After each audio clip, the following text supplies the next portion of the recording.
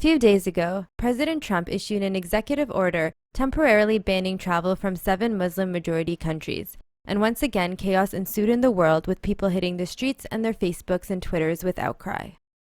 And in full disclosure, the outrage did get to me as well. But I hope that by the end of this video, regardless of what side of the debate you are on, it's given you something to think about. The Act, protecting the nation from foreign terrorist entry into the United States. So the Act says, in order to protect Americans, the United States must ensure that those admitted to this country do not bear hostile attitudes towards it and its founding principles. It also says that in addition, the United States should not admit those who engage in acts of bigotry or hatred, or those who would oppress Americans of any race, gender, or sexual orientation. In order to do this, they will immediately conduct a review to determine the information needed from any country to adjudicate any visa, admission, or other benefit under the NIA, in order to determine that the individual seeking the benefit is who the individual claims to be and is not a security or public threat. There is no one that should have a problem with this. With the rise of terrorism in the past 2 years and all the chaos and confusion regarding the migrant crisis in Europe, taking a moment to pause and to figure out what the hell is going on and just make sure everything is okay, I don't think there's anything wrong with that. A temporary ban on taking in new refugees and immigrants, or issuing out new visas or green cards to review their process, essentially to do an audit or an evaluation, is something that should be done. In fact, one thing that governments don't do enough of is reviewing and evaluating all their programs and processes to make sure they work effectively and efficiently. Now, there are those who are going to argue that the US and even Canada already have extensive review processes. And they are right. It can take up to more than 7 years to legally immigrate to Canada, and in the US it can take more than 2 years for refugees. Canada and the US will not be affected the same way Europe has because, well, oceans. To those people, I say, blame the media. Blame the media, blame the news, and Hollywood blockbuster movies, blame Jack Bauer, blame all of those that have hyped up terrorism and profited off of war. Blame the news, blame the police and politicians that covered up actual crimes because of Islamophobia. But most importantly, blame political correctness that has prevented people from being able to have an honest conversation about Islam in the past 10 years.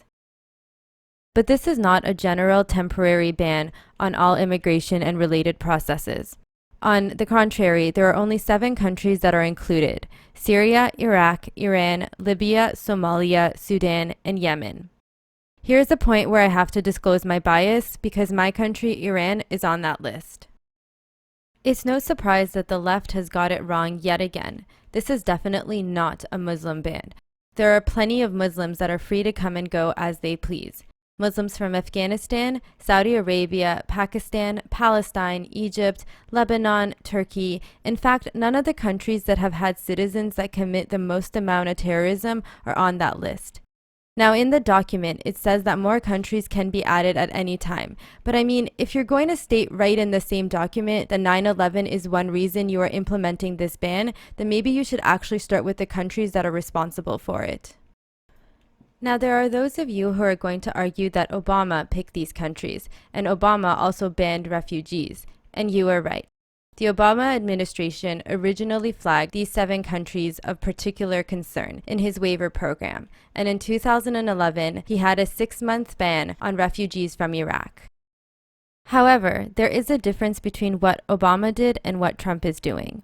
Now, I say doing with caution because I still think there is so much confusion on these issues, and we really still don't have any idea what is happening, which I will get to in a second. But the Obama administration's travel restrictions provided extra scrutiny to people who traveled from these 7 countries, but it did not specifically ban people from entering the US just because they were citizens of these 7 countries.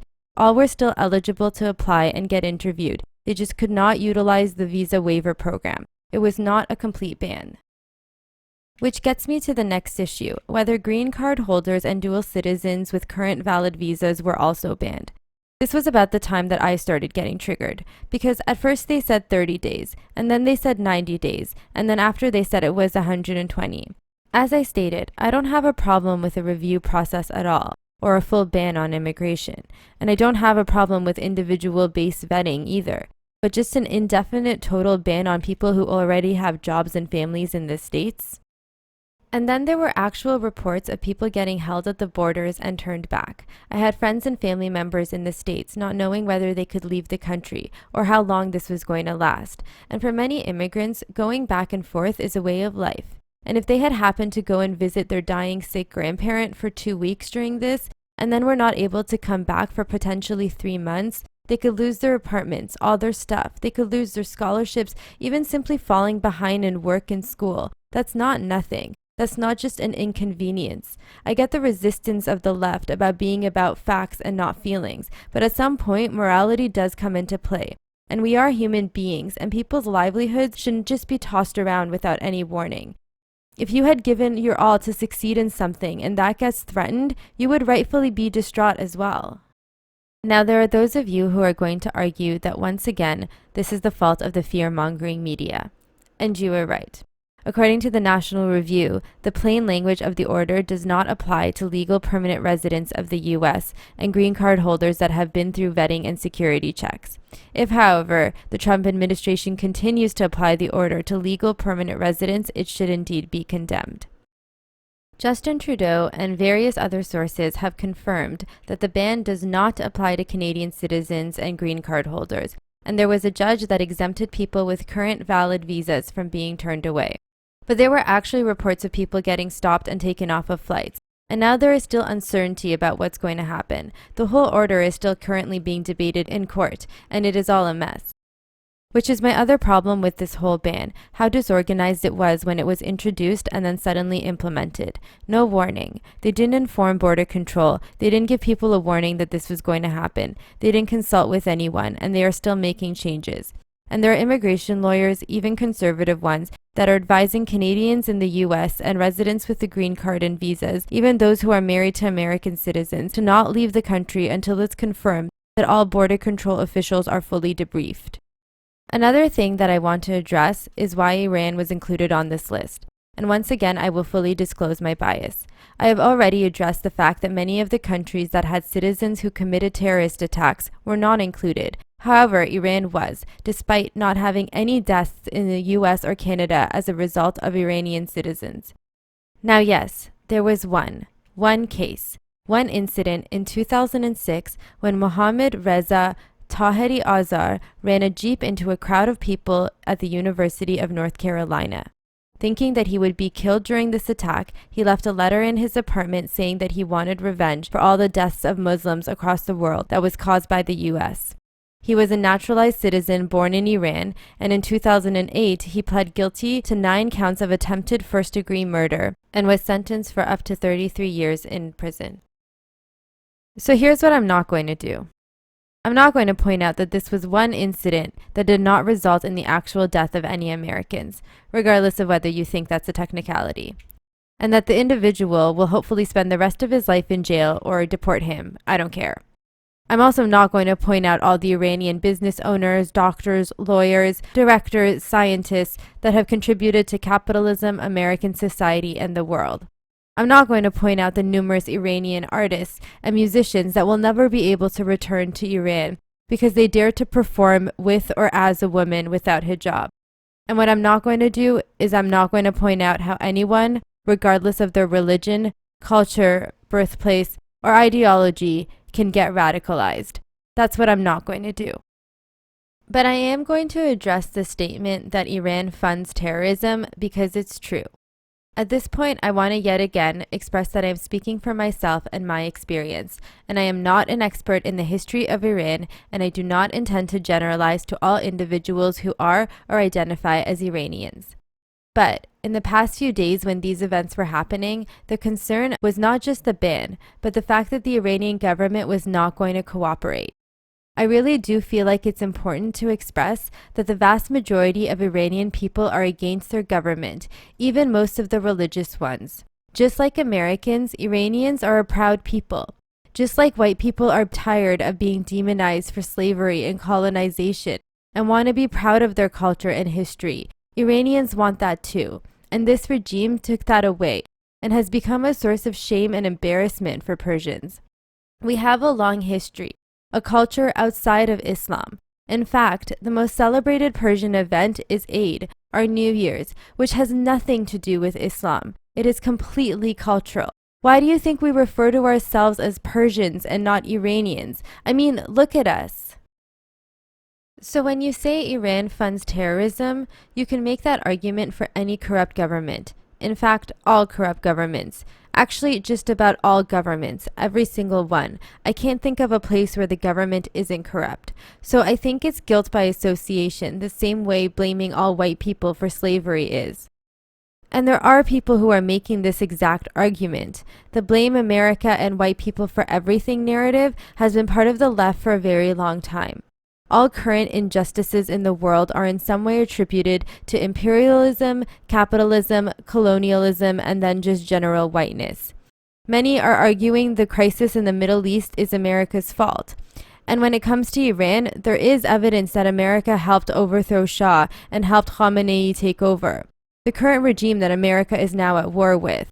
And before Iranian people could figure out what the hell was going on, and that this regime was not what it was promised to be, they were suddenly at war with Iraq for no apparent reason that was given to the people. America knew that Iraq had weapons of mass destruction when they invaded in 2003 because they gave it to them. They funded Saddam and equipped him with weapons during his war with Iran in the 80s. There are those who are actually supporting this ban, arguing that it's completely logical for the Middle East to hate America because they've been killing them and they're going to want retaliation. I mean, even things that were conspiracy theories 10 years ago are now commonly held ideas today, with people casually suggesting that 9/11 was an inside job. However, I separate the American people from their government. That's like judging every American based on the character of Hillary Clinton. And even after 9/11, there were people, many of them, who were against invading Iraq before, during, and after. The American nor the European people are in any way responsible for what happens in the Middle East, and they should not have to have more of their taxes wasted on wars that most of them never wanted or supported, and then have more even spent on cleaning up the mess that their governments created, and then watch their cities and neighborhoods dramatically change with an influx of migration. Some who, yes, are legitimate, but others who are taking advantage. And please remember, refugees are different than immigrants. These are not people who are willingly moving because they feel like they want to live the lifestyle that this new country has to offer. They are moving because they have no other choice, and they may never assimilate. And what happens to those who can't escape? Other countries can't save everybody. What happens to those who still live and die there? The solution needs to be internal. So no, I don't blame America for Iran's revolution. I blame the regime. I blame their government. I blame the people who lied and betrayed their own people, who treat their own people like garbage, even if the US profited off of it. And so I'm not going to judge America for putting its people first, because that's something our government fails to do every single day. Iran has the potential to be one of the richest, most prosperous countries in the world. It has beautiful landscape, history, and tourism. Fruits, oils, wines, cuisines, art, entertainment. It could be Dubai times 1,000. But instead, we have a government that robs its people and lets our country waste away. But I will ask you that you give the Iranian people and those who are from the other countries that are on this list the same courtesy. Don't judge us based on what our governments do, because we are the ones who are suffering for it. The fear of the ban is of them, not you. The fear is having to live under these regimes again. And Iranians did attempt another revolution recently to stand up against their government. The Iranian Green Movement was another political movement that arose after the 2009 Iranian presidential election, in which protesters demanded the removal of Ahmadinejad. So for all of you protesters protesting Trump with pussy hats and complaining about women being paid like 2 cents less than men, to those people who can afford not to work and spend money to travel only to trash another city that's not even theirs, this is what a real protest looks like. This is people fighting and dying. This was a protest of a fraudulent president, and they had one simple question: where is my vote? And they got shot, beaten, and murdered for it. They didn't have elitist actors standing up on podiums with literal gold statues lecturing them about how great and diverse they are, because if an Iranian artist criticized their government, they better hope they were not in the country. These funded and organized protests for profit and attention so people can hold up signs about how life is unfair and then virtue signal on social media about how great of a person you are a disgrace. Go do something that is actually useful. Go actually be a better person and don't do it for the Facebook and Instagram likes. Go home and count your blessings that after your stupid protest, you get to go home and not to jail. And to the Muslims who are also protesting Trump, I hope you are also protesting your own governments as well. The ones that you came from, the ones that you left in hopes of a better life because they didn't have one to offer you. I hope that you are aware that regardless of what you think about Trump and white people, Western nations, Western Caucasian nations are the freest and most diverse in the world.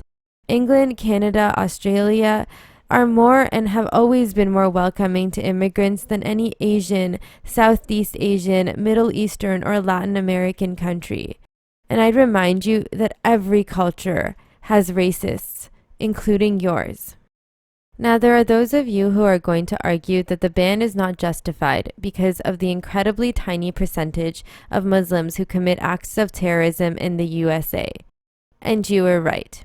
A recent study from the University of North Carolina showed that attacks by Muslims accounted for only 1/3 of 1% of all murders in America last year. Overall, Muslim Americans, in both raw terms and as a percentage of size in their total community, commit very small numbers of killings. So this argument oddly parallels with the gun debate. Despite there being more guns in America than people, gun-related deaths are relatively low, and yet many on the left call for a complete gun ban. Now this Vox article actually brings this up and points out how many more people are killed due to gun violence than terrorism, and then questions why Trump is not calling for a gun registry, citing that roughly 11,000 Americans were killed in gun homicides in 2016. Except that there already is a registry for gun owners, and to legally register for a gun, you have to go through a vetting process as well.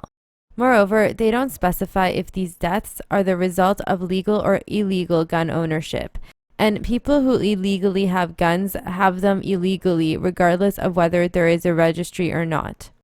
That being said, I would like to see how the conservative Republican right would react if Trump had said that he was going to have a temporary ban on guns, that there would be a halt on issuing gun licenses, and that registered gun owners were not allowed to use their guns for this indefinite 30 to 120-day period, until they are sure that the registration process confirms those who get guns are really who they say they are. They too would freak out and say that the government is coming into our homes and is going to take all of our guns away. Imagine that every time you wanted to go to a shooting range, you were taken and interrogated and fingerprinted and then treated like a criminal. Now, which is worse, not being able to use your gun or being able to get into the country to get to your job or to your family? People were not upset over nothing. I get what they were upset about. I was 17 and traveling as an international summer student to Mexico, and because our flight had a layover in the States, on the way back home they separated me from the rest of the group and I was taken into a room and questioned, and then talked down to for not registering. They threatened that I may have to go back to Mexico and take a direct flight back to Canada, even though I had no idea what they were talking about. Apparently, Iranians had to register and be fingerprinted when they came into the States, even if they were not leaving the airport. But their customs had not registered me on the trip there, and this was the first time I was traveling alone and didn't know. Eventually, they let me go, but after that, for many years, we had to be fingerprinted whenever we came to the States. Most of the time, it was fine. The customs people were incredibly nice and sometimes even apologetic. But it's one thing to take safety precautions, and it's another thing to treat people like they're already criminals because of where they were born. Nevertheless, I don't think that the actual number of deaths as a result of Muslims in America is the real concern here. Here's the thing that people who are passionately against Trump don't understand. This is not about the individual Muslim person. Everyone understands that this is a not all situation. This is a rejection of the left who are pushing a false diversity agenda and using immigrants and refugees as a tool to keep themselves in power while shaming the American people and Western culture as a whole. We keep saying that Trump's win is not about policy, but about culture. And yeah, I think he totally messed up on this policy. This should have not been the first thing he did, and then to roll it out in such a messy, chaotic, disorganized way. But people in the West are not rejecting the Muslim person as an individual. This is not even a Muslim ban. It's a rejection of this. Fuck colonialism! Fuck slavery! Fuck! It's a rejection of this. It's a rejection of this, and this, and this. This should not be the symbol for America. This is not diverse or inclusive.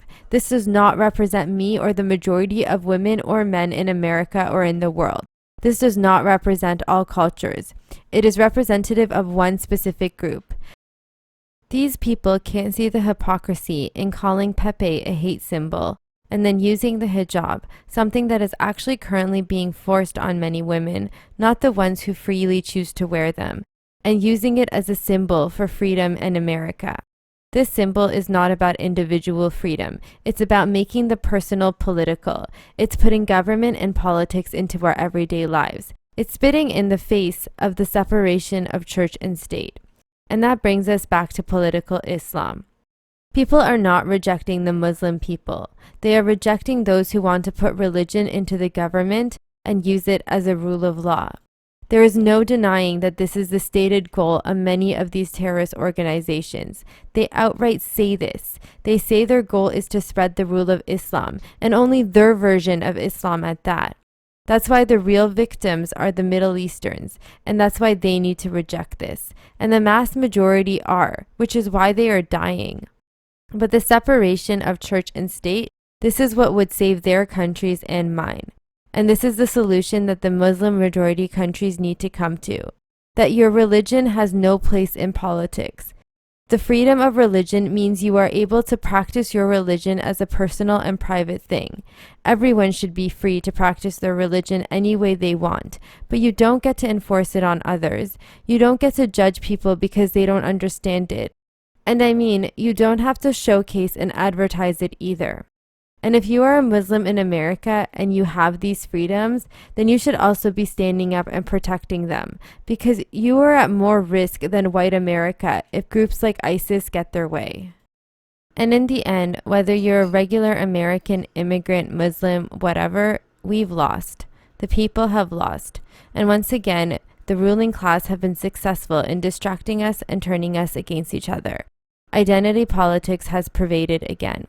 The truth is, there is no one cause to this. We can't reduce any of this to a single problem or a single person to blame, whether it's Trump, Obama, Hillary Clinton, or George Bush, or even the leaders of the very corrupt governments that are outlined in this order, including Iran's.